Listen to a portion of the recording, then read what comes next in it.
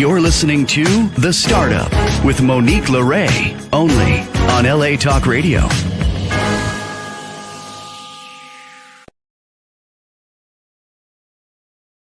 How's it going, Los Angeles? This is The Startup with Monique Lore. I am back in the country. One out of two final trips for the Endemic Project. Thank you to everybody that supports this. 3 films in 3.5, 4 years. And it's been a whirlwind. But I want to give a shout out to Sorghum United. Where is it? Right here. Thank you so much for your support. If you guys haven't heard, I've joined as VP of Marketing and Media for Sorghum United and for Sorghum Squad, which is a comic book to bring education about nutrition and sorghum and millets around the world. So thank you, everybody. The team has been so supportive. So today we have a power-packed show. Let's jump right into it. Mitch Francis is with us today. Mitch, how's it going? And welcome to The Startup. Hey, Monique. It's great to be with you.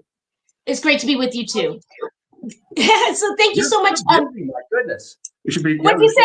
You're busy. We should be interviewing you. It's true. I plan to just, go hard now and enjoy the later years. So True yes, startup. That's great. Yes, absolutely. But we want to talk about you, Badass Solutions. Why don't we go full screen and give you an opportunity to introduce yourself, your brand, and your book? Great. So I have a very extensive business background. I created and been CEO of publicly traded companies, private companies. I developed commercial real estate and so own and manage commercial real estate all over the country. And one of the things that I found is that, for anybody in business, you've got to be extremely skilled at problem solving, because no matter what you are, who you are, every step of the way toward your goal, you're going to have roadblocks thrown at you. And if you can't figure out how to get over them, around them, through them, you're just not going to succeed. So I think every business person really develops good skills in problem solving. So, I do think I got extreme skills in that, for the level of problems that I've always incurred, but I've been very fortunate, very successful. And a couple of years ago, there was a family tragedy where a family member was killed by a young man with assault rifles. You may remember a 4th of July parade at a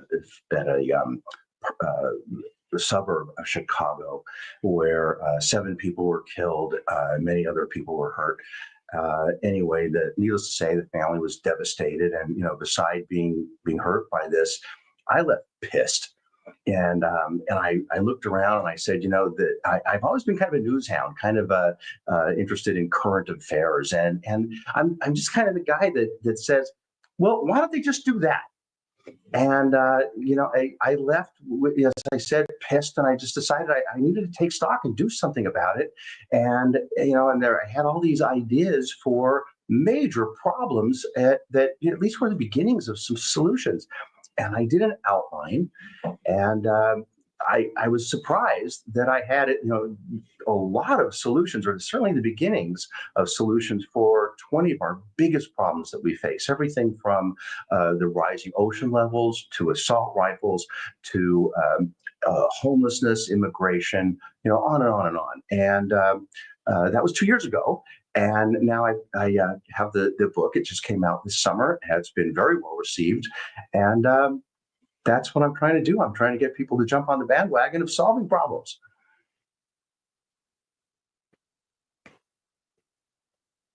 Okay, first of all, thank you for that incredible introduction. And the fact that you have time to speak with us is actually the blessing here on a Sunday. I'm looking at what you're actually doing in this book and what you've been doing. And it blows me away, because I think you're right. You're a business person, and there will always be issues, no matter how organized, how well planned. The universe is going to throw something at you, and every damn day, right?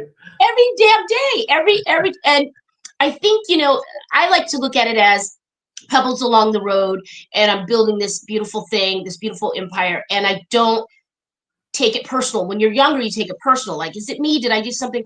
And now you've got this beautiful skill set, and it looks like you've expanded to help the world around you and not just affecting business. So right here, you're really tackling a lot of the issues, and it's funny because this portion of what you're doing would be great for my other podcast, but we'll get into that. But let's talk about a couple things that you mentioned, but let's just jump all on in. You're discussing how to make public schools better than private schools to heal the rich and poor deficit there, the crevasse. You spoke about the ocean and the rising levels, ending gang and drug crime. I'm a child of the 80s. I mean, I grew up in the late 70s, so I understand that very well, and I know it's shifted in a different way. Um, the assault rifle thing that you mentioned, which was a tragedy, still is a tragedy. Um, how to house and treat addicted, homeless, mentally ill people at a very low cost. That is a big issue and close to my heart.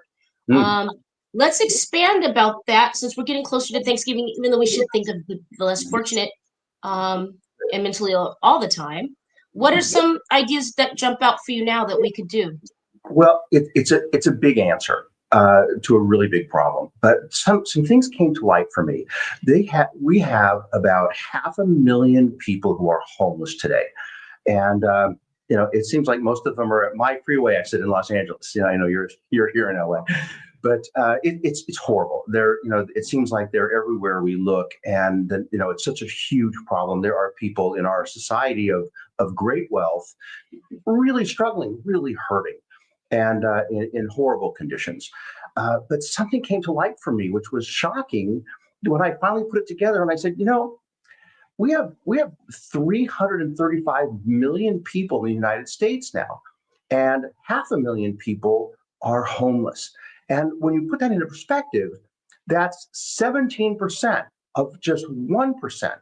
Not even 25% of 1%.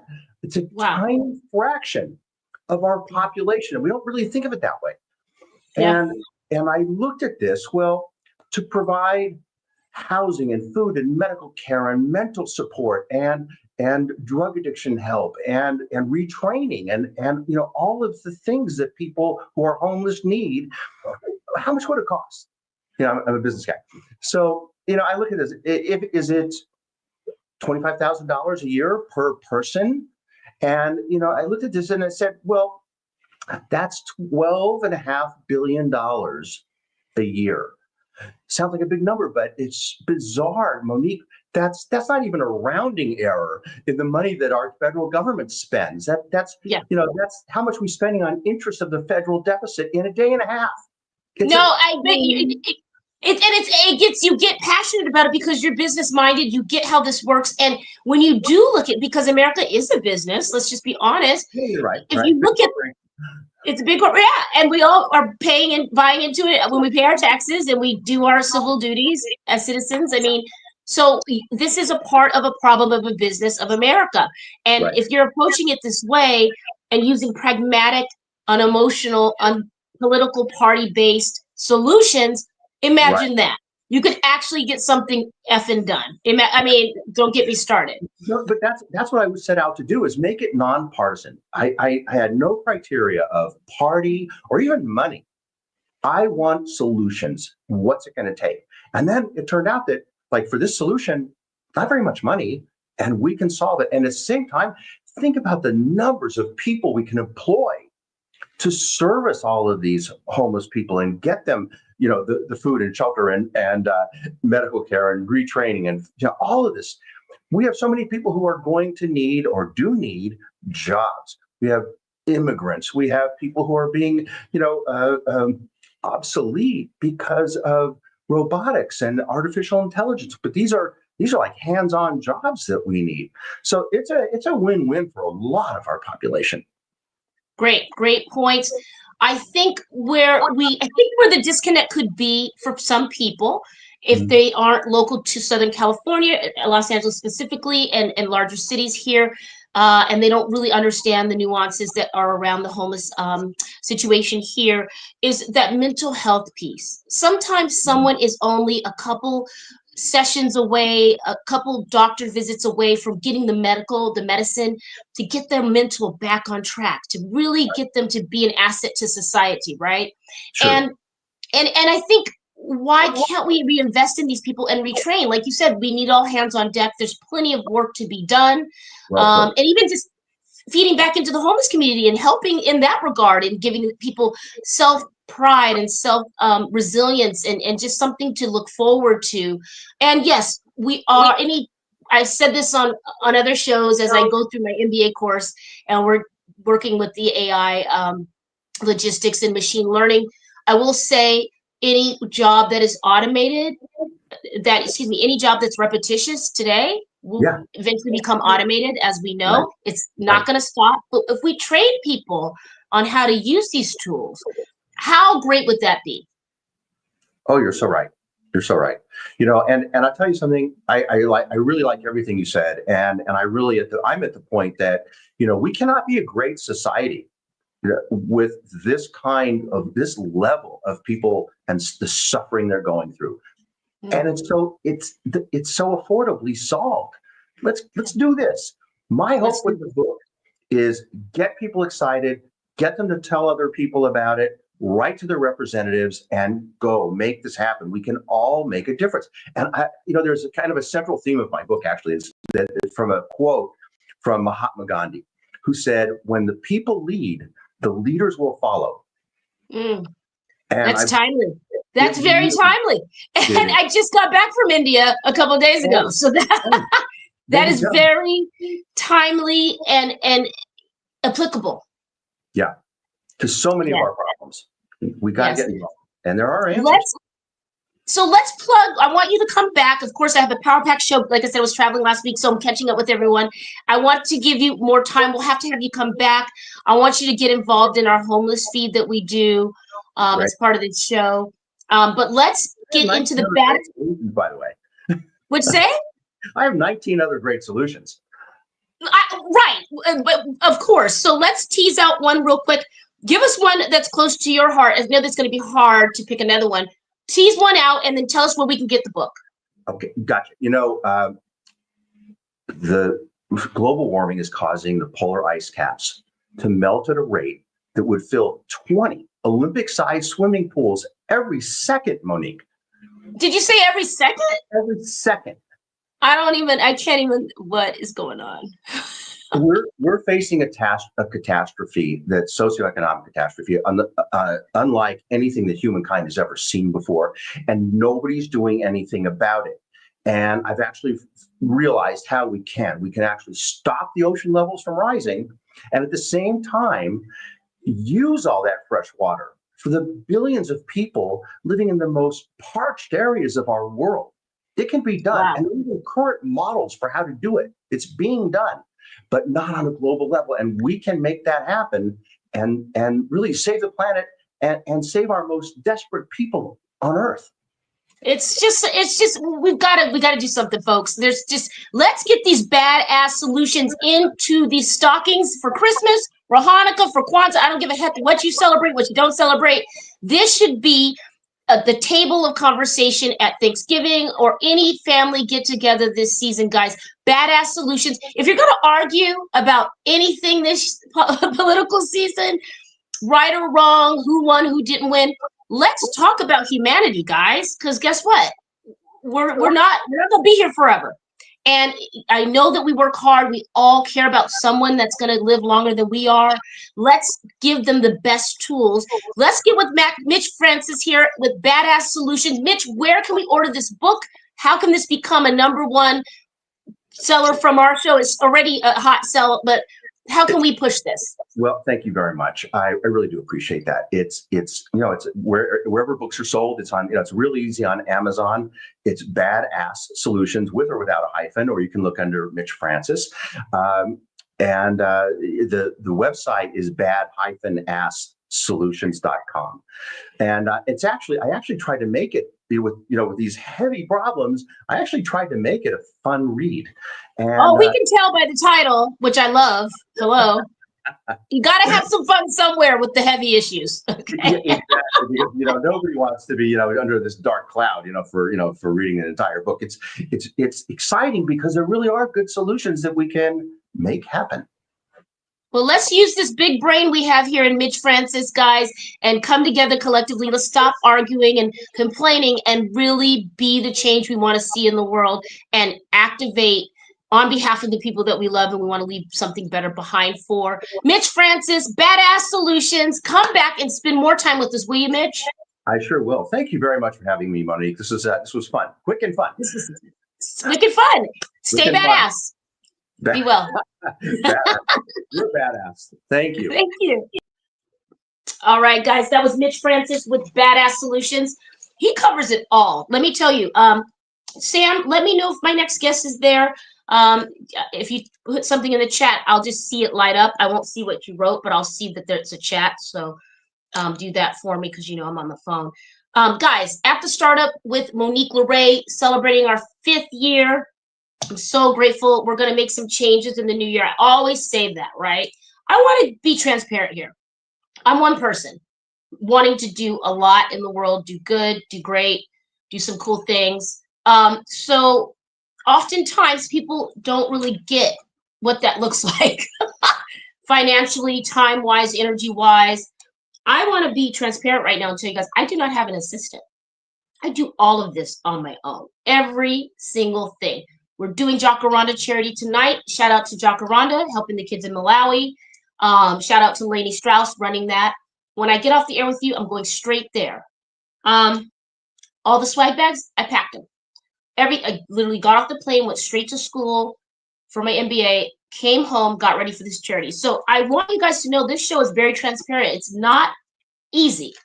So I want to thank everyone that's patient with me and getting back to them. I really make it when if I see you message me or email me, I really want to get back to you because I don't like to be ignored and I want you to know that you're important. Sam, when someone comes, just put them on because I can't really see.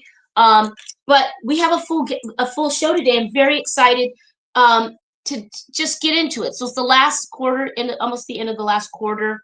Holidays are coming. I guess we're in the holiday season since it was Halloween.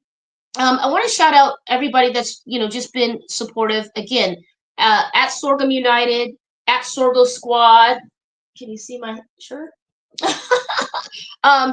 Michael Solberg Family Wines, Marcy B, who will be on soon, Everyday Soul Dances by Elaine Holm. There's so many great people behind the scenes that are pushing good energy towards me, that support. And, you know, I'll add this to the books that I've been writing. One day they'll come out. Maybe one day on one of these long flights, I'll finish them. But the truth of the matter is, you have to realize at some point you'll only have so much energy as an entrepreneur, as a startup, and you will drop the ball. You will let some people down. You won't intentionally want to let people down. If you have good communication skills, if they believe in you, if they see what you're working towards, you'll be able to work it out. And like Mitch Francis mentioned at the top of his segment, no matter how organized or what you plan, things are going to happen. This trip was one of the smoother trips I've had, and it was planned, but things happen. And once you just get a tough skin and go, how do I figure this out? How do I stay kind as I can, as patient as I can, path of least resistance, and just don't take anything personal. I would say that to my young entrepreneurs. I used to do that a lot. It's not about you. Everybody's just trying to make it, and just be kind as kind as you can. I've definitely not been kind before. I'm not saying I'm perfect. Catch me on a couple long flights and I'm exhausted. My patience is, I'm just heading to the hotel. I've definitely ran out of patience, but for the most part, I'm excited for everything that's about to come out. If you guys aren't streaming my film, please go to @the_pandemic_project documentary on Instagram. Click the link, like the trailer, scan the QR, stream the film. It's on Roku. We're going to release on YouTube soon. I'm very excited about it. I'm under a white label brand called Flip Flop Network. Shout out to Jason and to Mr. Will out there.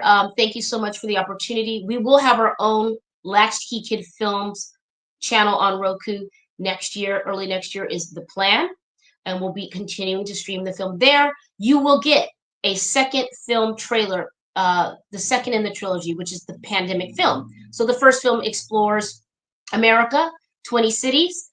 with Gentry Stanley. Shout out to Gentry Stanley and Christopher John and myself.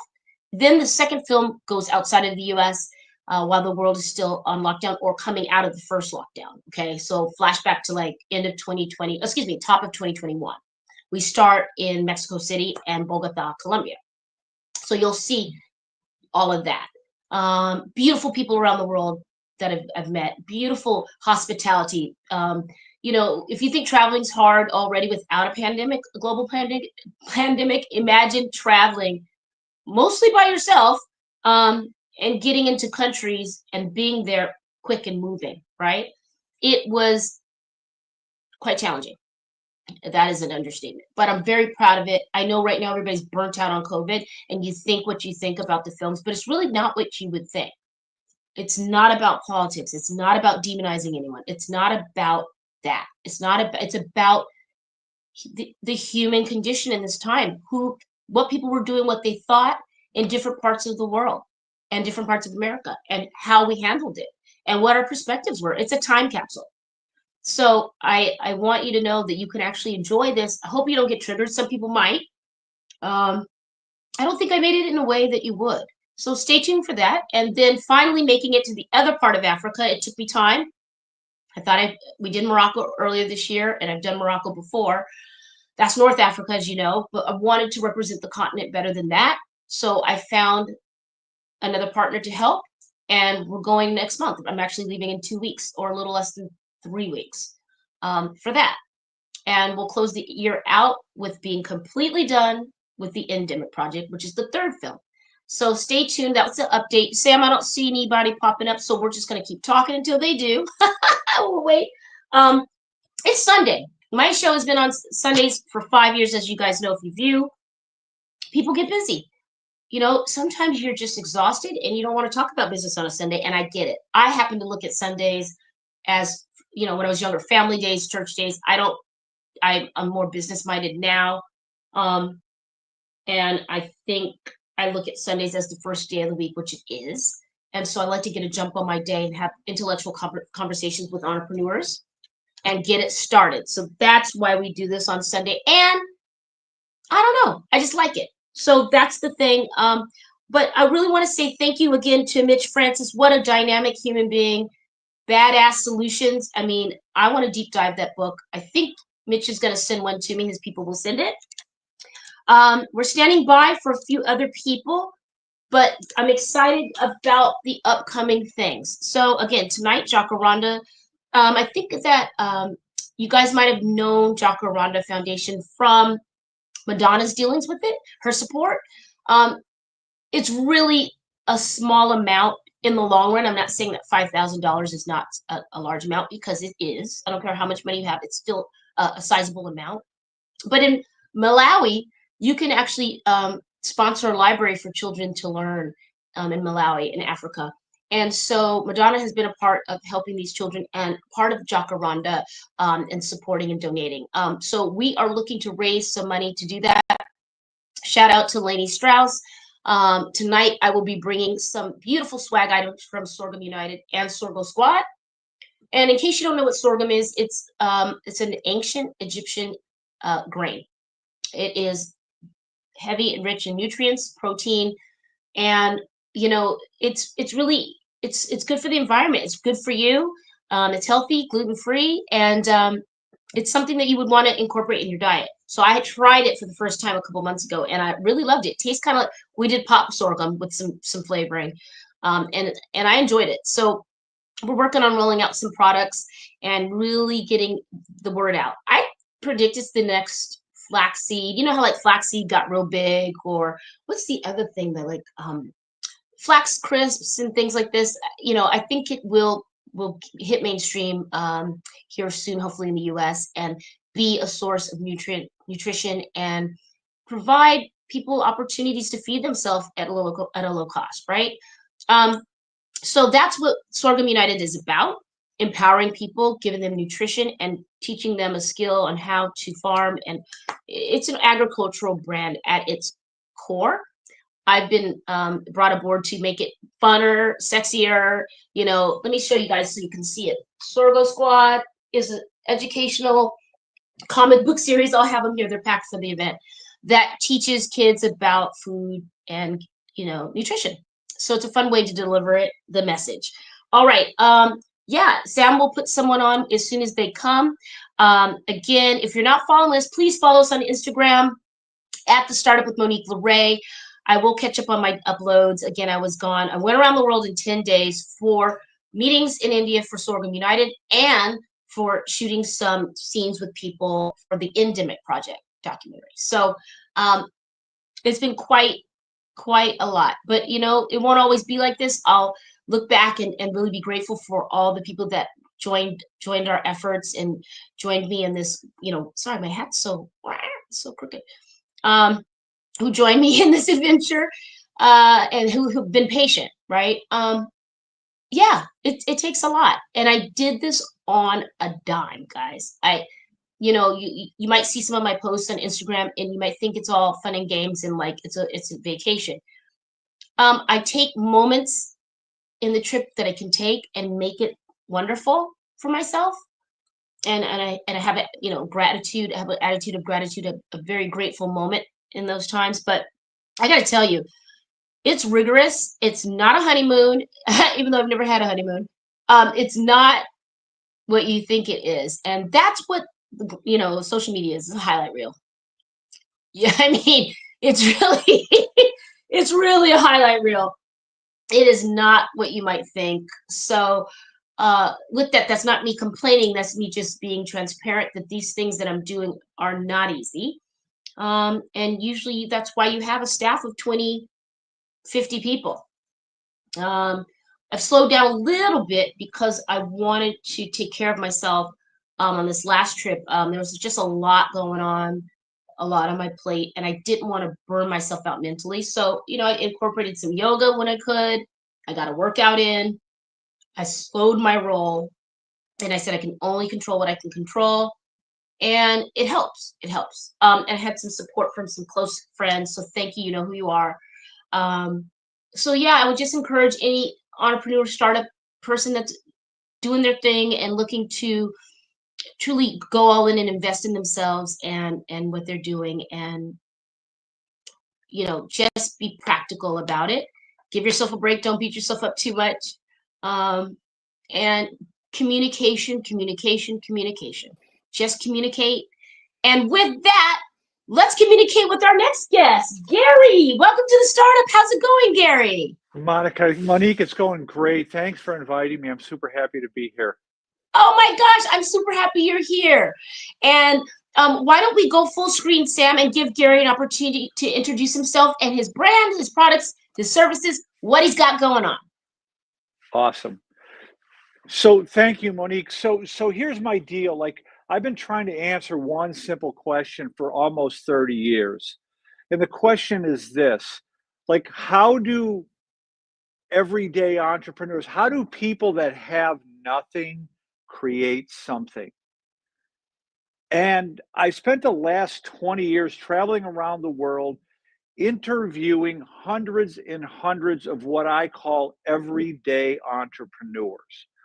I no disrespect, but I'm not really interested in Elon Musk or the billionaire, entrepreneurs. I want to know how everyday people do it. And what I found is that there's a very predictable underlying set of beliefs and assumptions that are driving the behavior. And they're real subtle. But if you understand those underlying beliefs, they can make a big difference in your life. So, sorry, I'm going long here, Monique. My name is Gary Schoniger. I'm the founder and CEO of the Entrepreneurial Learning Initiative. We are the world's leading provider of entrepreneurial mindset education, training, and professional development. So that's a quick overview. Okay, well, you are on the right show with the right person, because I remain curious. I stay curious.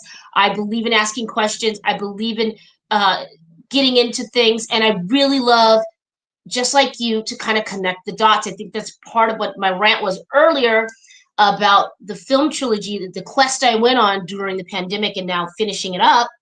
And Thank you for spending time and energy and asking this question. I am thrilled to have you here. Let's get into it without giving away too much of your secret sauce, because I know it takes time, money, and energy to find these things out. What are the underlying tenets that drive entrepreneurs to go from nothing to something? This is something I'm very interested in. Yeah, it's a good question, Monique, it's like I try to always trying to distill it down into a simple thing, but it really I'll get to a more detailed answer in just a second, but it really does come down to these subtle underlying beliefs and taken for granted assumptions of which the entrepreneurs themselves are not even aware. Right? So I've kind of gone about this like an anthropologist, like an entrepreneurial anthropologist. Like, why are some like because no one's talking about this, right? No, not that I've Like seen, not to this it's micro level. No. that's what I'm saying. Like it's these everyday entrepreneurs, and I'm telling you something, Monique. I've interviewed entrepreneurs in South Africa. I just got back from Cameroon. Like people in Oh. unbelievable poverty that figure out how to get out of it, right?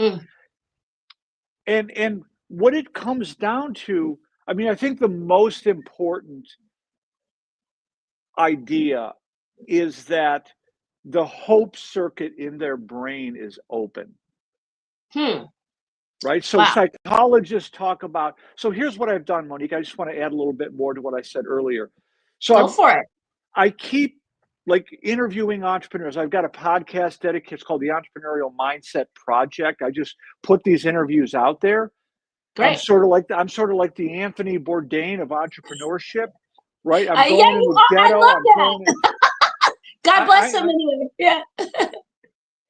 and so I kept noticing these common underlying themes that keep coming up, and I'll talk to you about what those are in a second, right?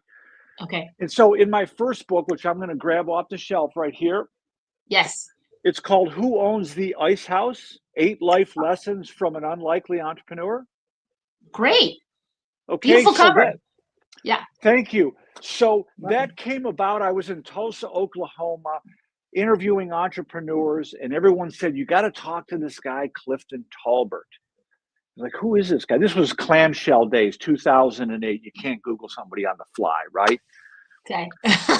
So I got Right. like a film crew with me. I'm in Tulsa. I'm like, flying by the seat of my pants, right? So I show up in this guy's office with 2 hours notice. He was about 65 at the time. And all I knew is that he was one of the founders of Stairmaster. Great. That's a And very notable brand. Yep. right, 65 years old, African American. I said, Clifton, how did you learn how to think like an entrepreneur? Do you feel like you were born that way, or did something happen? Were there people or an event in your life that kind of put you on that track? That's kind of an opening question I like to use. Yeah. And he explained to me that he was born in the South in the 1940s to a teenage mom, had no dad. He was picking cotton. He said that's what the Wow. way of life was, right? And he pulled this picture out of a shoebox. That's his Uncle Cleve. He goes, "This is the guy that taught me how to think like an entrepreneur." Wow. That And he blows starts me to, away. I'm telling you, Monique, so then he starts describing like Uncle Cleve's got a 4th grade education. He can read and he can write and he can count. Wow. He's the only one in our town that's got money in the bank. And we can't even go Wow. in the front door. They make us go in the back door. And so Clifton's describing this to me from the perspective of this little 13-year-old kid. All he knows is the cotton field. And now he's following around his uncle, Oh, right? wow. It's an incredible story. But the subtitle, Monique, is 8 Life Lessons from an Unlikely Entrepreneur. There are really these 8 common themes that emerged from hundreds of interviews. We just use this story as a vehicle. Great. Let's go full Right? screen. Why don't we go ahead and I like that you teed this up. Let's go full screen, Sam, and Gary's going to give us these some of these bullet points I'll lay here. them all out for you. Yeah. Happy to lay them out. Thank you, Monique. So here's the first thing I notice in an entrepreneur is they have a compelling goal. There's something in the future, in their mind they're trying to accomplish. It's a compelling goal. They see something in the mind they're trying to get to. Now, what does this look like? When you interview an entrepreneur, almost every single one of the 700 entrepreneurs I've interviewed will use the word vision, but they don't always use that word, but there's something compelling. And now the research is very, very clear on this. When we're engaged in this positive future orientation in our subconscious mind, we're able to access problem-solving abilities that are not otherwise available to us. So the question I like to ask people is this: do you have a compelling goal? And if not, why not? Really? That's really the foundation, Monique, to the whole thing. It's like the compelling goal is pulling the behavior out of the individual. So let me flip the script on you for a second. Okay. What happens to a human being in the absence of a compelling goal? Oh, complacency, boredom, laziness, doom scrolling. We're subject doom to scrolling, anti motivation, not motivated. Yeah, depression. Right. And so what's we call it choice for a simple one-word explanation. But what these entrepreneurs are doing, they don't realize they're doing it, is they're choosing their future rather than letting their circumstances dictate. And extreme, by the way, extreme, difficult. Some people in those circumstances could not even fathom how to get out. It's a Rubik's Cube. It's truly a life Rubik's Cube. And, totally. you know, yeah. And so I love that you said this, because it's very important to identify this and lean all in that. Once you do know from your very, your enriched research here, Gary, I think for myself, I can relate to that. And I was thinking as you were speaking and revealing your top of mind findings, that is very true. And it's been that way forever, as long as I can. And, you take what you've been given or where you were dropped off at, and you go, all right, this is what it is, and this is what it isn't. And at some point, I remember there's some point in a lot of things I do when I was younger, I was just always going for it. I was just committed to it. I was like, if I don't get a husband, if I don't have children, those are the beautiful things that a lot of women want. And of course, who doesn't want to be loved in that way? It does not matter. I want what I want. I will win. I want to be successful. I don't care what it looks like. I don't care what I have to sacrifice. I do not care. I was unapologetically ruthless to change my circumstances and to get ultimately to where I want to go. And I can see the crest. You've lived it. You've lived it. Yeah. Right? Yeah. And so it's really important, like, what's the story we tell ourselves, right? That's really what it comes down to. Like, yes, Monique, I could tell you stories for the rest of the week. Like, people with, like, an Army veteran, Dawn Haffiker, she woke up in an Army, Walter Reed, her right arm's gone. She has no idea how she got there. Oh, my God. Right? She said her life is over. She's depressed. She's in rehab. She's thinking everything's over for her. And then she goes, my first day of rehab, they wheeled me in a wheelchair. I saw this dude with no legs taking his first steps. Wow. She goes, I'm just missing an arm. Right. Perspective. I got the chills just now. It blows you away. It really, so I don't want to cut you off here, Gary, because we have to have you come back. You are such an asset to the collective. I really want to thank you from the best part of my soul for everything that you have done, what you have been doing. I want to hear more about what got you started, because I know that there's a very cool, interesting, dynamic story there. Because if you're doing this work, that means the man behind the work has a story. You got that right. You got that right. Yeah. I know I do. I know I do. And so we have to make sure to know, Sam, remind me. Sam's not my assistant. He runs the station. I'll remind myself, and I'll speak with your people. But let's hold that book up again, Gary. If people want to deep dive over the holidays, if you're traveling, where can we find Amazon, hardcover, softcover, Audible, Kindle. It's all there. Amazon. Who Owns the Ice House? 8 life lessons from an unlikely entrepreneur. It's gone all over the world.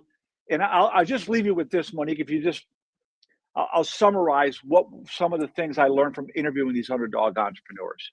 I want to make sure your audience hears this.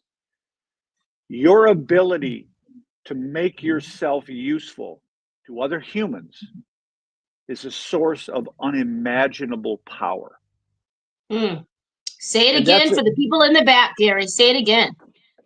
Your ability to make yourself useful to other humans is a source of unimaginable power, and it's available to anyone. It doesn't Wonderful. require money. It doesn't require genius. It doesn't require inventive. It doesn't require academic credentials. It doesn't require you to be charismatic. It doesn't require anything you don't have already. It just requires you to shift the way you think about yourself and how you create value in the world. Beautifully said. Beautiful message to leave us on a Sunday, heading into our week. Gary, come back and let's hear more and dive deeper. I want to get your notes on Africa because I leave in less than 3 weeks as well. And Awesome. Congratulations. You're awesome.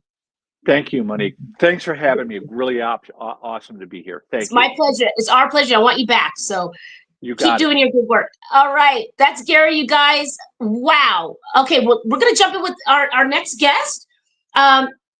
Marcy B. We're shifting here, guys. We're going into fantasy fun world now. You might know Marcy B. from her collection of thrilling romance, amazing fantasy. What's the official genre that you're in, Marcy? Well, I think I started with romance suspense, but it kind of trickles into romance thriller. Nice. Well, thank you for making time again, and it's great to see your happy face. I was traveling on this last trip, and I was going through my books, and I saw your I saw your awesome bookmark that you sent. I love your sense of humor and your way of being, and just keeping it light and bright in a world that seems so dark. And thank you for your creative mind. I think last time we spoke, you were finishing off another piece of the collection. Mm-hmm. Update us on your book. Well, the third book came out online in hardback on Friday. Yes. So it is now available online in hardback. I would say paperback will be available on those places online by the end of the week. Very good. Congratulations. You're just over there killing it. So why don't we go full screen and give Marcy about 5 minutes to reintroduce herself to the listeners and viewers and tell them who she is. Hello, I am Marcy Blasky. I am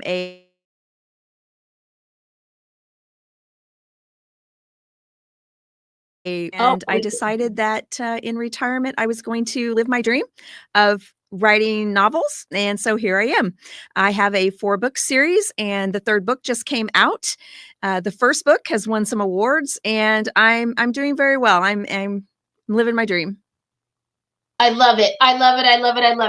Okay, Marcy, so we are in the holiday season. So what do we want to share with people who got that shopping list? They're checking it twice. Why should your books be on their shopping list? And who are your books for? And how can they buy them? I would say my books are for women and men, but women seem to gravitate to the romance a little more than men. I've never really gotten that because it does the same thing for everybody, but whatever. But I would say women, I want to say 18 and up, because I think it appeals to all women. I don't think it has an age limit, but I do think that going into the holidays, I've had a lot of people say, "Oh, I'm asking my kids to get me all the books that you have out right now. That's what I'm asking for Christmas," and it's so. It is so great to hear people say that, I'm just thrilled with all of it. And I was in the grocery store the other night and I looked like death. I'm telling you, I told my husband, this is when I'm going to see somebody, because I had no makeup on. My hair was a hot mess. I had on sweatpants and a sweatshirt. And this lady comes up to me and she says, "Hey, I just finished your second book. When's the third one coming out?" And I'm like, wow, "Oh you got my them hooked. It always is like that. Well, get used to it, because it sounds like you're really making a splash in your community, and we're spreading the word. Marcy will be with me here in LA in the end of February. We'll have that announcement out. I know. I'm very excited to have you here in person. I'm so excited. It's gonna be so fun, and we're gonna just rip it up and make it make sense for you in your travels here. But I think what I like about you, Marcy, is you're just like unafraid to go for it. You're like, yeah, I come from a small town, but you just really just go for it. And now getting that first book out and getting the feedback, how has that given you more, encouragement to just move forward? Well, there's just so much more to it. It does. It's very encouraging, because if I'm starting to get an audience, and after the series, I have books ready to go, ready to be published, and I'm really hoping that my people just keep finding me, but it's more to me than just writing the books. I mean, I'm trying to have my books get more traction, because I want to do other things. Like I already have in my head that there's going to be a Tastefully Sexy perfume. Tastefully Sexy is the name of my brand. Why would you not, as a romance writer, as a romance author, why would you not have stuff called Tastefully Sexy? Why would I give up on that, right? Hello. And that's the mind of an entrepreneur, and that's the mind of someone that's got a startup that's ready to scale. Because I always tell my clients, you're going to do this, make sure you have your book ready, make sure you have your products ready, make sure you have your merch ready in your mind or ready to go. Because when this first thing goes, you only have so much time and visibility. So you got to, I love that your head's already there. I would love to see a scratch and sniff. That would be great. Oh, I already have. I mean, I've done all the research. I know exactly what base tone notes and the after notes. I know what all of them are that I like, and I know right where it is. I've researched the perfumers, but I'm just not there yet, because I have to make more of a splash, and nobody's going to buy perfume. Just like my books, nobody's going to buy perfume unless they know the stories. So I have to keep doing things. I appreciate you letting me get on here and just keep telling the stories, and let people get to know me and read my books more, right? Get more, have more books for people to read, and gain that popularity. I'm going for it. I will have a full download for you on my view on your books when I see you in person. As you can imagine, I have quite a heavy reading load, but just know you're in queue, my dear. And I'm going to give you a big hug, because I'm already kind of, I'm excited that you're having this moment. Please enjoy this moment and be encouraged to push it forward. Guys, if you have someone in your life that needs a little something to get their mind off life or work or stress and wants to go into this cool fantasy world of romance, maybe they're going through a breakup, maybe they just got ghosted or something, or they ghost someone or whatever, but maybe they just need a little dose of what something could be, and that's where you can find Marcy. She will meet you in this moment and get your mind off anything that might be a little less delightful, and really bring some delight to your world. So yes, let's hold up this book. Where can we get it? This is the first one. This is the one that starts it all. It is Amazon, Walmart.com, BarnesandNoble.com. It's on my website, marcyb.net. It's everywhere. Here's the second one. Here it goes. I've got them back here. This one right here. Oh, spice. Spice is nice. That cover. I love the colors. I know. Wow, it's just, that's really tantalizing. Yeah. I love And then this is the one that just came out. It is a little freaky. This is where the thriller thing comes in. Well, with a title like Nightmares and Premonitions, it's going to be a little. I love it. Yeah. It's giving a Twilight vibe, and I'm a big Twilight person. And you're I want you to be you and they're them, but yes, I think that you're tapping into a niche that people are going to love. It's a cross between thriller and love, which is great. So Yes. congratulations. There's love everywhere. There's love everywhere. Congratulations on Walmart. Yes. Congratulations on Amazon. Congratulations on Barnes & Noble. All huge, all smart distribution choices. And I'm so blessed to know you. We'll have you back next month. We'll find a time between your schedule, touring, darling, your book tours, and Love it. my travels. And you'll be Touring, back here. darling. Yes, that was the promise issue. We're going to have her back once a month, and we'll talk about next year. But Marcy B, everybody, I'm going to put it out there. New York best-selling author in the future. I'm putting it out there here on the Startup.